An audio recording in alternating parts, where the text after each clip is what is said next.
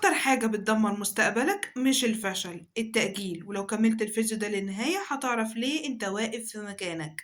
الجيل ده مش كسول، الجيل ده مشتت. كل دقيقة قرار، كل دقيقة هدف، كل شوية فيديو، كل يوم هدف جديد.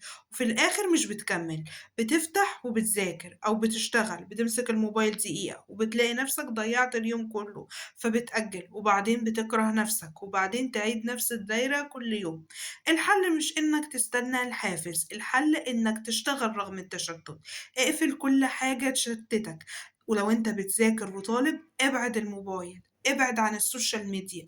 ذاكر وطور من نفسك. حدد مهمة واحدة، حاجة واحدة تركز فيها، مهارة واحدة وتشتغل عليها لمدة ساعة يوميا. تركيز واضح. كررها يوميا وهتفرق معاك وهتلاقي إنك حياتك بتتقدم ونجحت وحياتك اتغيرت. التأجيل مش مشكلة وقت، التأجيل مشكلة قرار. يا تبدأ الآن يا تفضل في مكانك وتعيد نفس الدايرة كل يوم.